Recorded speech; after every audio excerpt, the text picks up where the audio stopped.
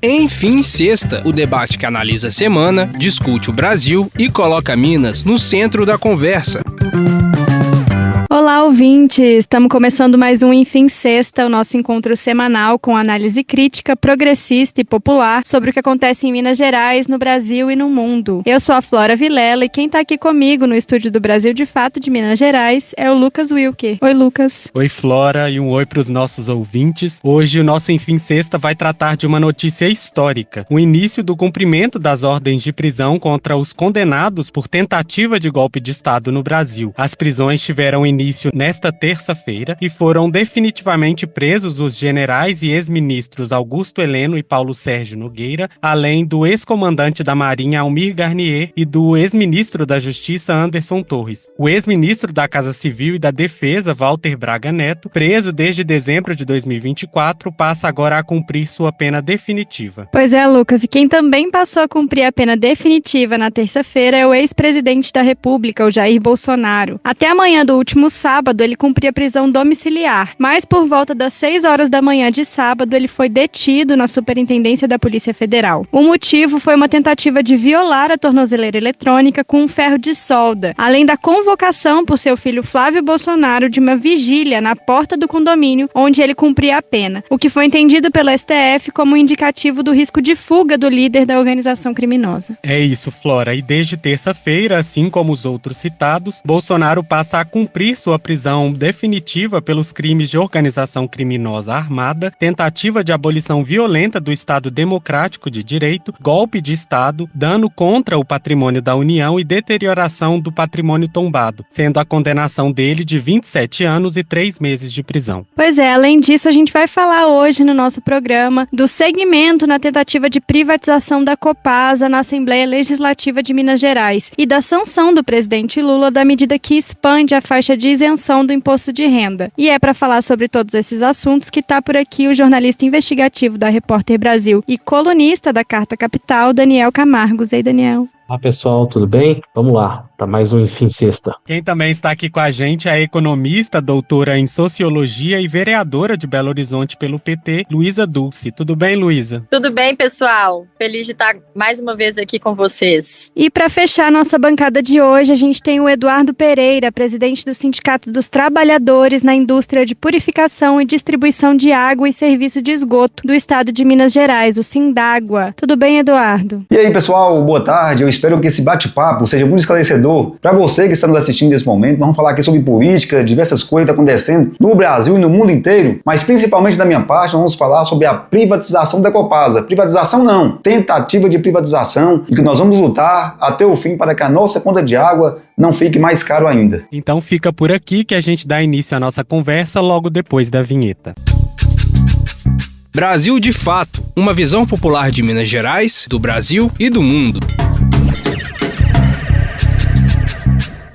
Bom, gente, bora começar então com essa notícia tão importante, já que essa semana o Brasil tomou uma decisão histórica com a prisão de Jair Bolsonaro e outros militares pela trama golpista de 8 de janeiro de 2023. A decisão do ministro Alexandre de Moraes, do Supremo Tribunal Federal, determinou que, junto com o ex-presidente, seriam presos definitivamente Augusto Heleno, Braga Neto, Almir Garnier, Paulo Sérgio Nogueira e Anderson Torres. Isso é um divisor de águas na história republicana do nosso país, por ser a primeira vez que militares são presos por atentar contra a nossa democracia. Diante disso, Luísa, Daniel e Eduardo, quais que são as consequências dessa medida para a extrema-direita e para as eleições de 2026? Quero acreditar que essa prisão do Bolsonaro vai ter, sim, consequências para as eleições de 2026. Ou seja, a gente está aí na beira das eleições, né, no ano anterior. E essa prisão do Bolsonaro, eu acredito que ela descredibiliza muito a extrema-direita do nosso país. Não só por tudo que ele fez, e agora a gente vê a justiça sendo feita, mas é muito patético aquele fato que ocorreu na semana passada, ele tentando romper a tornozeleira. E romper a tornozeleira, a gente só pode imaginar que o objetivo daquilo era uma fuga. Então, um fujão, né, um presidente fujão, mas mais do que isso, um presidente que armou um golpe de Estado, que pretendia matar o presidente Lula, o vice-presidente Alckmin e o então ministro do TSE, Alexandre de Moraes, e um presidente que zombou de 700 mil mortes da Covid, de tudo isso que a gente sabe. Então, aqui eu falo também na condição de mulher. Certamente, né, o movimento negro do nosso país tem uma posição muito dura em relação às políticas e às falas do Bolsonaro, assim como, né, todas as pessoas LGBT do Brasil. Então, é a justiça sendo feita. E a gente quer acreditar que a população não vai esquecer, né? As pessoas não têm memória curta. E a gente vai ter uma disputa eleitoral que provavelmente o candidato que o Bolsonaro estiver apoiando, se é que ele vai apoiar algum desses candidatos, vai precisar explicar muito bem tudo que foi feito e por que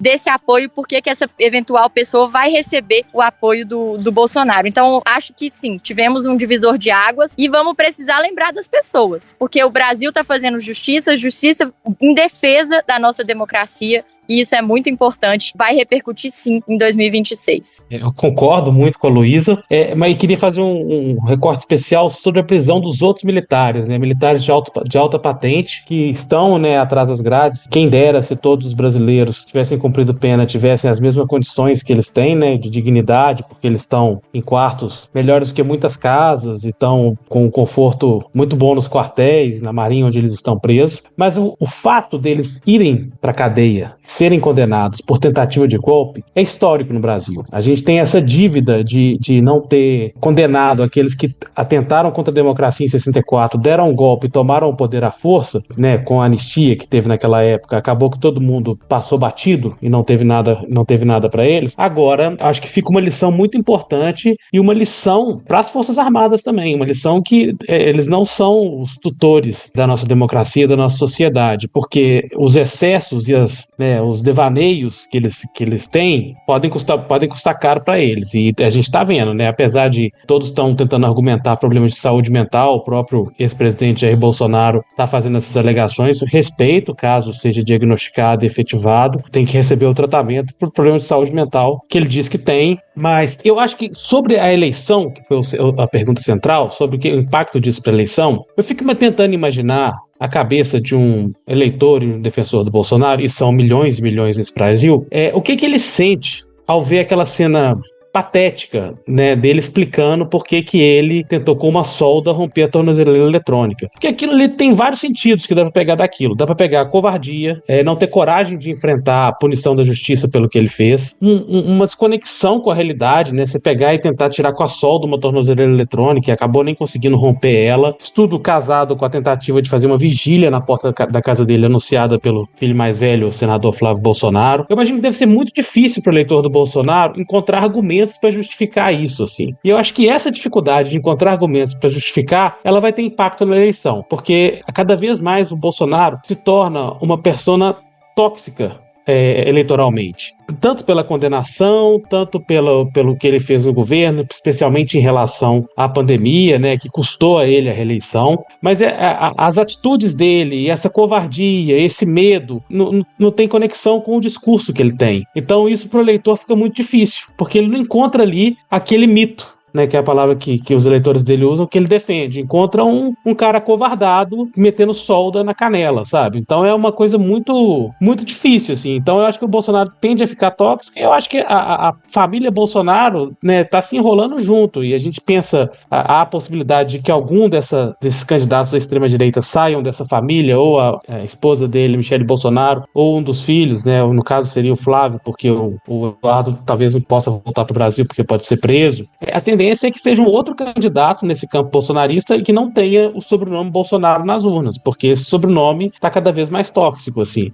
E tóxico para o eleitorado dele, que eu repito, são milhões e milhões de pessoas e que tem um peso relevante no jogo político. Mas as atitudes dele tornam isso cada vez mais difícil. Agora, trazendo a conversa aqui para o território mineiro, em Minas, a Assembleia Legislativa segue com a discussão do projeto de lei 4.380 de 2025 do governador Romeu Zema, que permite a privatização da Copasa. Depois de conseguir derrubar o referendo que permitia a consulta popular sobre a privatização da estatal, agora o governo governo Zema segue em curso com a tentativa de entregar para a iniciativa privada a água e o saneamento de Minas Gerais. Pois é, Lucas, ao mesmo tempo, parlamentares de oposição ao governo Zema, movimentos populares, entidades sindicais seguem se mobilizando contra essa medida. Diversas contestações jurídicas foram apresentadas sobre o caso, dentre elas uma representação no TCE, apresentada por 18 deputados, que questiona a contratação de uma consultoria multinacional que envolveu o monitoramento de centenas de autoridades, veículos de imprensa e pessoas físicas em vários municípios mineiros. Eduardo Pereira, explica pra gente do que se trata esse monitoramento e se a Copasa poderia fazer isso. E além disso, quais outras contestações jurídicas estão em curso e qual a expectativa da resposta do Poder Judiciário? O Romeu Zema, ele tem uma pauta muito específica. Ele foi eleito prometendo privatizar a Copasa. Nas suas 2 eleições, nisso ele nunca mentiu, dizendo que a empresa é ineficiente, que queria acabar com o monopólio e é uma empresa de cabide de emprego. A Copasa, ela já mostrou que ela é uma empresa eficiente. O Marco Legal de Saneamento, a Lei 14.026, ele dita regras claras para universalizar o saneamento básico até 2033. E a Copasa, através de um órgão do próprio governo do estado, a Agência Minas, já mostrou que a Copasa universalizou na sua área de abrangência desde 2021 em oferta de água. E em esgoto, ela supera as médias nacionais, está em 78%, enquanto o Marco Legal de Saneamento pede 90%. Mas a Copasa tem aqui 8 anos para atender às médias de universalização e já apresentou que tem capacidade econômica e financeira para fazer isso. A Copasa apresentou um investimento de 17 bilhões de reais nos próximos 4 anos,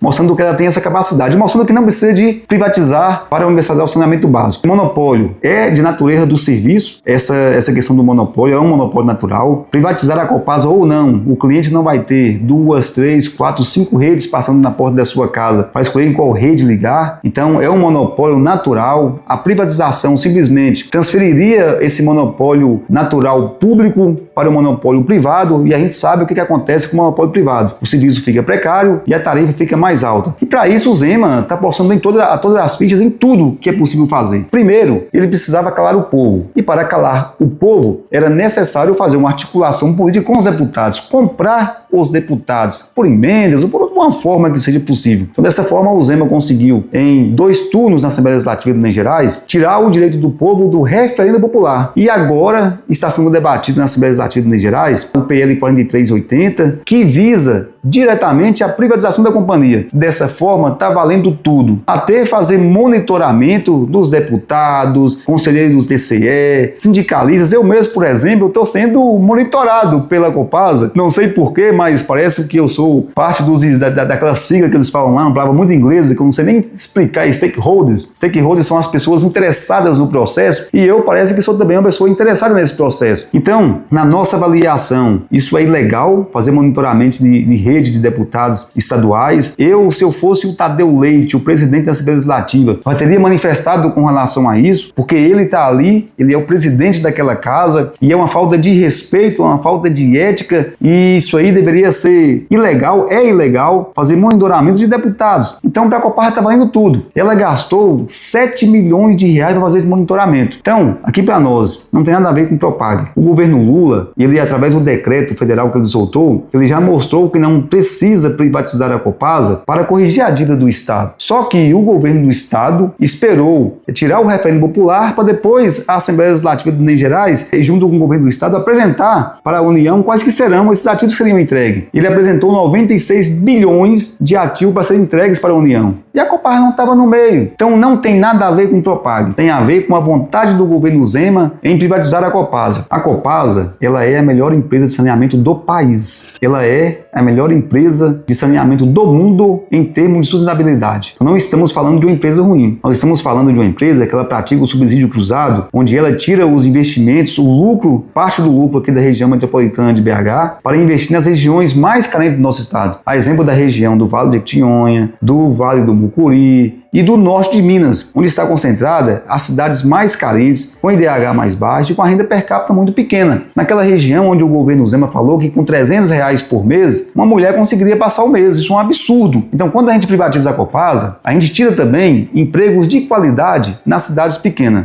Com relação à judicialização, é importante entender que o referendo popular é um direito da sociedade de decidir se a Copasa deve ser ou não privatizada. Eu costumo falar o seguinte, é um equilíbrio. Os deputados votam pela privatização, ou seja, tem que ter um quórum de 48 deputados para decidir se a Copasa deve ser privatizada. E o equilíbrio é que a população, a sociedade, tem o direito de referendar a decisão do deputado. Se não concordar, a empresa não vai ser vendida. Então, retirou esse direito da Constituição do nosso Estado através da PEC 24, a PEC que nós apelidamos de PEC do cala-boca. E na nossa avaliação, através de uma manobra muito mal feita pelo presidente Tadeu, onde já tinha encerrado a votação, apareceu na tela 47 votos, e aí o Bruno Engler foi lá e gritou: registre meu voto, presidente. E ele computou, ele considerou o voto do Bruno Engler. Então ficou 47 votos mais um. Teve judicializações, tenho ciência de que a Bela Gonçalves já judicializou, a Beatriz Cerqueira, o PT e o PSOL. O Sindágua também tem movimentações por trás com relação a isso. Então a gente está articulando de tal forma que, se a gente perder em uma, a gente dá sequência em outra. A expectativa é que a gente consiga reverter esse processo na justiça. É claro que a gente não pode esperar que a justiça tenha o tempo que a gente tem. Por isso que a gente não pode parar a nossa luta aqui nas Assembleias de Minas Gerais, e é por isso que eu chamo toda a população aqui do nosso estado, a sociedade, para estar na semana que vem, na terça-feira, lutando para que essa empresa não seja privatizada. Bom, primeiro eu quero aqui saudar a luta que o Eduardo liderou junto com todos os trabalhadores e as trabalhadoras da Copasa do nosso estado, e todo esse movimento em relação à privatização da Copasa, que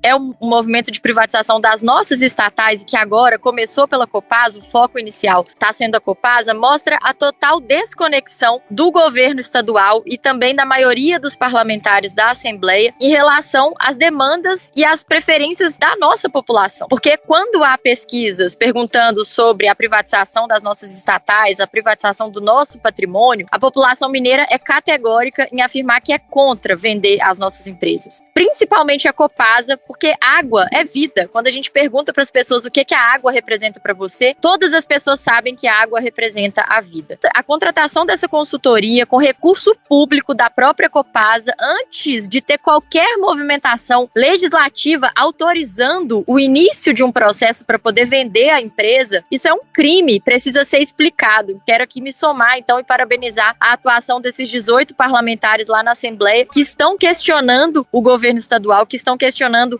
a atual diretoria da Copasa, que começou a fazer essas movimentações para vender a empresa quando não tem nenhuma autorização. E nós vimos, primeiramente, tramitar na Assembleia o que tem sido chamado da PEC do cala-boca, porque na nossa Constituição Mineira nós temos o direito de nos manifestar sobre a venda das nossas estatais. Então isso é algo muito grave, mas nós estamos vendo as pessoas se conscientizarem. E aí eu queria finalizar essa intervenção compartilhando com vocês, pessoal, uma grande vitória que nós tivemos na Câmara Municipal. Eu sou vereadora e nós apresentamos um projeto para reconhecer a água como um direito fundamental. Nós apresentamos esse projeto lá no início do ano, assim que eu iniciei o mandato. Mas ele foi aprovado agora, é uma PEC, né, do nosso município, que altera a nossa lei orgânica, foi aprovado definitivamente em segundo turno, reconhecendo a água como um direito fundamental em Belo Horizonte, na contramão desse desmonte que o governo Zema quer fazer. Então, dizer assim, que temos luta em várias esferas, seja no município, seja nos sindicatos, nos movimentos sociais, ainda na Assembleia Legislativa, já estamos acionando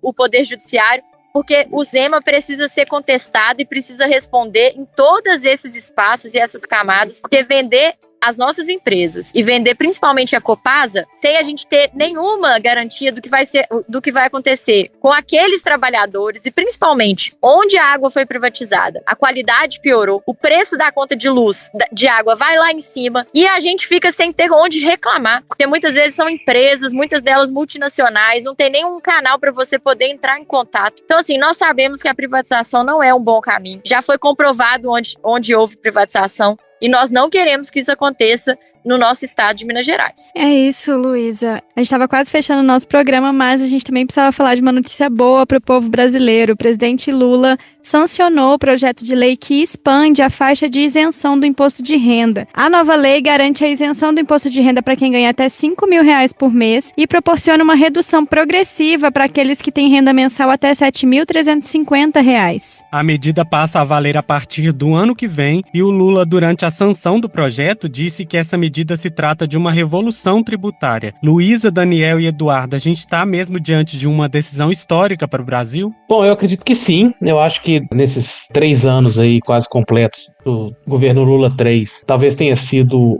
o projeto mais simbólico e também o projeto que vai mais mudar a realidade de milhões de brasileiros, e foi importante também a forma como ele foi aprovado, né? O governo conseguiu negociar muito bem, conseguiu transformar essa pauta em consenso, né, na sociedade para conseguir a aprovação, então mostrou uma habilidade política muito grande, assim, mesmo considerando que a gente tem um Congresso retrógrado, um Congresso conservador, um Congresso que muitas vezes é contrário aos interesses da população. Então foi uma vitória e tanto, assim. Tem tudo para ser a grande vitória, o grande projeto do governo, mas eu espero que até, né, a gente ainda tem 1 ano e 1 mês ainda desse governo, espero que ele consiga pautar e aprovar os temas importantes como esse, entre eles a redução da jornada trabalho 6x1. Se o governo Lula conseguir terminar o 3º mandato dele com essas 2 vitórias, além foi um governo cheio de realizações, cheio de defeitos, cheio de contradições também, mas tendo essas duas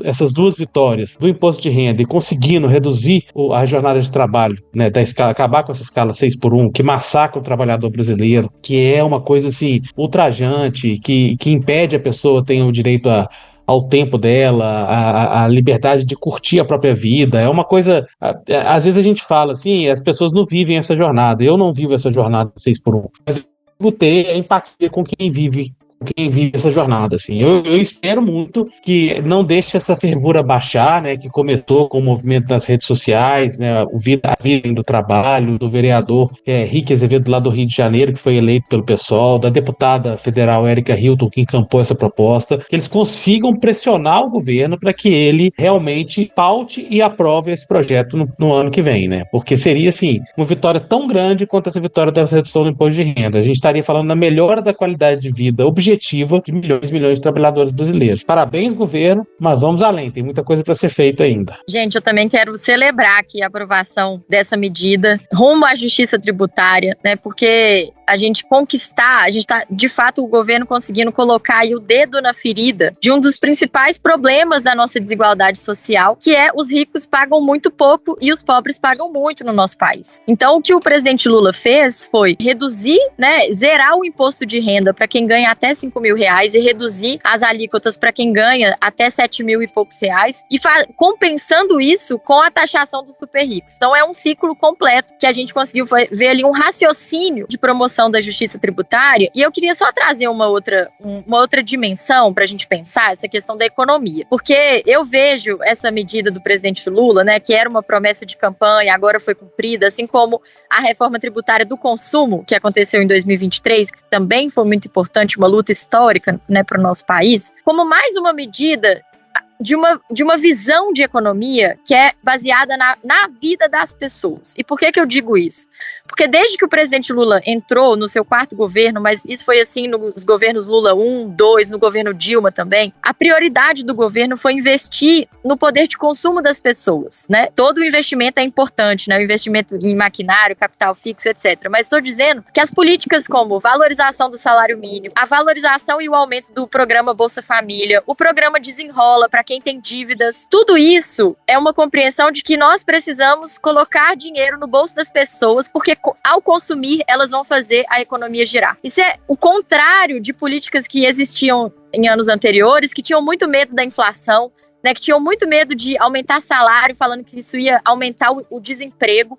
Ao contrário disso, o governo do presidente Lula, os governos do PT mostram que quando a gente valoriza os trabalhadores, eles podem consumir mais e a gente gera mais emprego com isso. Então, reduzir, né, o imposto de renda para quem ganha até R$5.000 é reconhecer essas pessoas como trabalhadores, que têm os seus direitos, né, que moram num país que as coisas são muito caras e as pessoas precisam... Nós estamos injetando também dinheiro na economia, porque se as pessoas não vão ter que pagar o imposto de renda no final do ano, elas vão transformar isso num consumo, vão transformar isso em poupança para a realização de sonhos, né, como entrar para uma universidade, comprar sua casa própria. Enfim, então é uma compreensão de economia que valoriza a vida das pessoas. Isso não é pouca coisa, né? Nós entendemos sim que os ricos devem pagar a conta, não só pagar a conta da crise social, né, das desigualdades sociais, mas também pagar a conta da crise ecológica. Isso já nos leva ao debate, né, da COP que nós vivenciamos aqui. Registrar também o que o Daniel trouxe. A gente espera que essa medida do imposto de renda impulsione cada vez mais uma luta pela valorização das trabalhadoras e dos trabalhadores, e uma forma de fazer isso é reduzir a escala de trabalho. Porque se a gente tem uma escala mais curta, quer dizer, inclusive, que a gente pode ter mais turnos e contratar mais pessoas para poder se revezar, né? Onde trabalhavam uma pessoa, de repente vão trabalhar duas. E agora com umas condições de trabalho mais valorizadas. Então, vamos valorizar, vamos falar, porque a grande imprensa não dá o devido valor e a devida importância para essa medida, mas é uma medida histórica e que vai fazer a diferença na vida das pessoas do nosso país. Perfeito. E agora, para a gente fechar o programa, a gente gostaria de voltar a falar da COP30, que terminou na última sexta-feira, mas alguns temas centrais, como a eliminação dos combustíveis fósseis e o enfrentamento ao desmatamento, ficaram de fora dos resultados. A avaliação é que o financiamento climático avançou pouco e segue distante do que seria um compromisso justo. O saldo positivo é que mais de 25 mil pessoas de mais de 1.000 organizações do mundo inteiro participaram dos debates. Luísa, Eduardo e Daniel, qual que é o balanço deste evento tão importante para discutir a emergência climática no mundo? Eu voltei de Belém, eu estava lá acompanhando a COP como repórter, fiquei lá 2 semanas. O balanço da COP, né, e principalmente do resultado da COP, acho que a gente tem que levar em conta 2 coisas. O fato dela ter acontecido na Amazônia foi muito especial, assim, né? A gente viu na COP uma pressão dos movimentos sociais muito grande, uma presença dos movimentos sociais com espaços alternativos, como a Cúpula dos Povos, que reuniu entidades, federações, sindicatos, movimentos, e também a COP do Povo, que foi um outro espaço alternativo com movimentos de base, principalmente da Amazônia, comunidades ribeirinhas, quilombolas, indígenas, todo mundo presente ali. Teve também um espaço dos indígenas, a aldeia COP, os indígenas do povo Munduruku, lá do Pará, né, da região do Rio Tapajós, ali no oeste do Pará, conseguiram fechar a entrada da COP por 4 horas, protestando contra uma medida do presidente Lula, né, um decreto que privatiza alguns rios, entre eles o Tapajós, transformando num corredor de soja. Eles alegam, os indígenas do povo Munduruku, que isso é muito prejudicial à vida deles, que estão ali, que dependem e entendem o rio como um local fundamental para a cultura deles, para o que eles acreditam. Então, assim, essa pressão popular, a COP ela foi toda planejada, a COP é um evento mundial, organizado pelas Nações Unidas, mas a Amazônia, não vou nem dizer ocupou, a Amazônia invadiu a COP. E isso foi muito positivo, assim, porque conseguiu, de certa forma, pressionar, conseguiu que o governo anunciasse avanço na demarcação de 10 territórios, sendo que 2 foram demarcados definitivamente, 10 territórios indígenas. A pressão popular foi muito boa para a COP que aconteceu. Contudo, o resultado final, né, que é dessa conferência entre as partes, a grande expectativa da sociedade civil era que fosse no documento final colocado ali o mapa do caminho para o fim dos combustíveis fósseis, que é um roteiro, um traçado, que era defendido pelo governo brasileiro. O presidente Lula, inclusive, chegou aí do meio da COP para pressionar a entrada desse mapa do caminho no documento final. Apesar, né, aí eu gosto de apontar as contradições também. O mesmo governo que dias antes tinha autorizado a exploração de petróleo na foz do Amazonas, na margem equatorial, lá no Amapá. O governo fez essa pressão, conseguiu o apoio de 80 países, mas, principalmente, países árabes, a Rússia e outros países que são petroleiros, conseguiram vetar a entrada disso no documento final. Então, assim, saiu um gosto amargo da sociedade civil e daqueles que queriam realmente uma mudança no caminho da sociedade de não entrada do documento final. E essa discussão pela descarbonização,